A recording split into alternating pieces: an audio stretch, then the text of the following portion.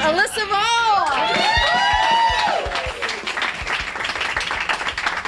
The title of this essay is called I'm Normal. If you don't procrastinate, you're weird and not normal. And I should know the title of my essay is that I'm normal. And I'm like a train manager at Procrastination Station. I firmly believe those who procrastinate each have their thing. My friend Amanda's thing is to say that she has to clean her apartment. How is that bitch's one-bedroom apartment not cleaned in 3 days? One might wonder.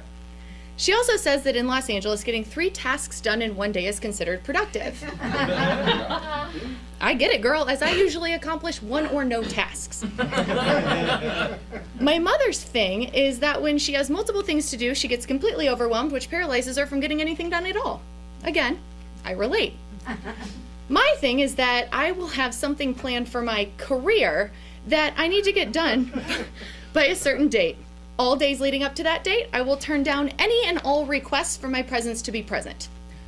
No, are you crazy? I can't help you take things to Goodwill tomorrow. I'm having headshots taken in 4 days. Or I will absolutely not come to your moving away to Texas party and meet your mother for the first time because I have a student film audition from Actors Access that I must prepare for. Or I can't go to the beach with you or go wine tasting a month before I have an audition with a non-union commercial and print agency. Have you lost your mind? I don't end up doing anything productive or conducive to the thing I have planned, but I can't be bothered with living a life until that said career thing is over. I was forced to go to therapy after my father died when I was 10 years old.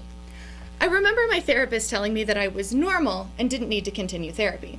Upon hearing my diagnosis and my mother still needing therapy, she asked my 10-year-old self, if you're normal, what does that make me? I replied, abnormal. Duh. So, because I was diagnosed at age 10 as being normal, I have chosen to forego therapy as an adult. This choice led me to procrastinate my life for 6 months by moving to the Midwest, like an asshole. I left Los Angeles for reasons like I hate traffic and my acting career is not taking off, and people in LA just don't appreciate the power of a solid theme party. For the record, therapy probably would have been cheaper, less time consuming, and I may have made a new friend that I pay. Without realizing it, while living in Los Angeles, I've become super soft to things like deer crossings, tornadoes, and being the youngest person in the grocery store at 10 a.m. on a Tuesday by roughly 100 years. Did I mention that I moved to the Midwest in the dead of winter? Like an asshole? Now anything below 70 degrees is freezing. My move was generally for myself to gain clarity about what I wanted to do with my life, or as my mother called it, an extended vacation. If you call being trapped indoors during a polar vortex while you're sitting at your friends' apartments waiting for their cable guys because they're at their real jobs in the most dangerous city in America, vacation, it's about 5 points for her abnormality. I grew up in a small town. After spending a month in said town that doesn't have a coffee shop besides McDonald's, I can confirm that I will never live in one again. I convinced myself St. Louis, Missouri would be totally fine to live in based on the rationality that it's big enough to have baseball, football, and hockey teams and home to rap legend Nelly. But there is an unspoken rule that rapping country grammar, Hot in Her, or Ride With Me at karaoke in the loo is just not done. While I was there, I finally did something I've been procrastinating for years. I had my first ever panic attack. Yeah.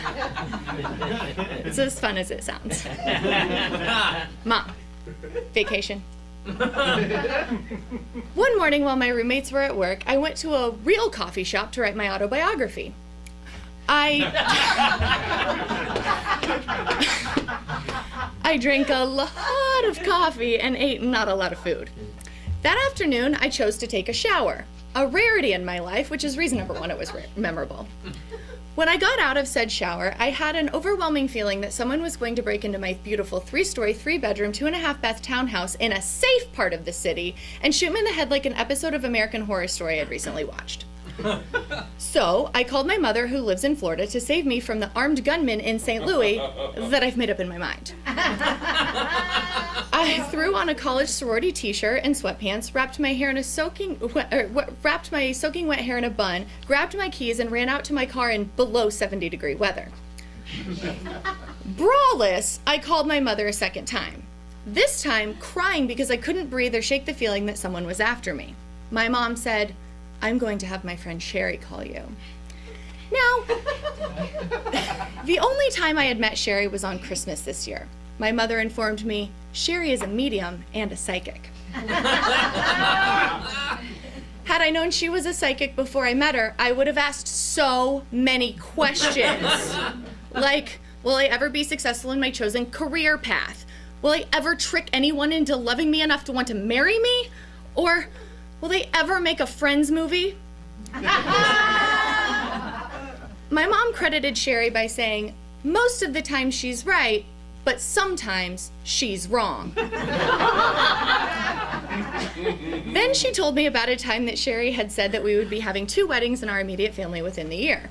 I am, and probably always will be single, and both much younger brothers were single, so I didn't see how this could be possible.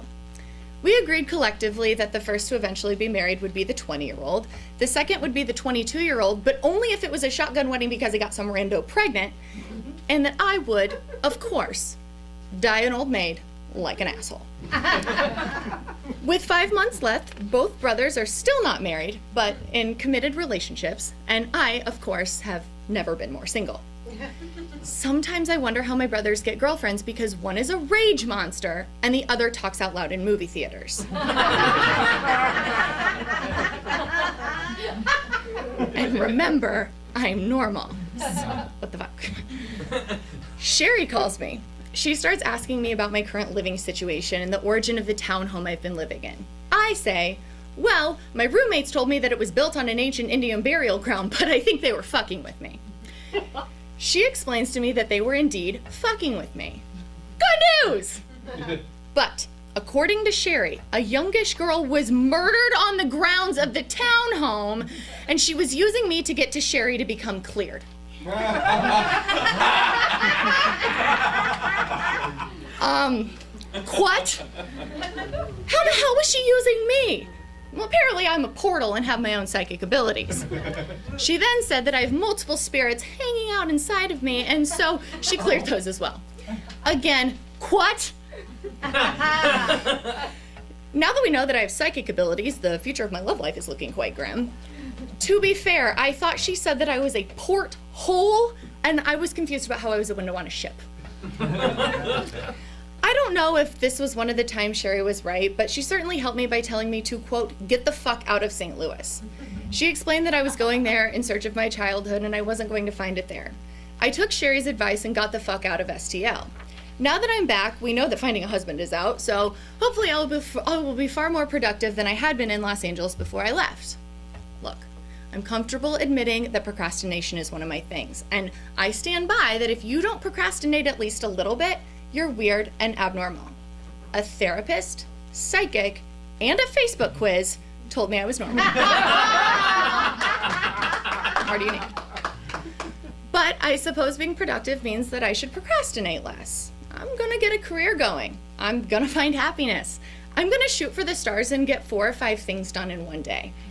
I'm gonna write a final thought to this essay. I mean, I couldn't do it earlier because I'm starting a new improv class that I have to mentally prepare for myself for.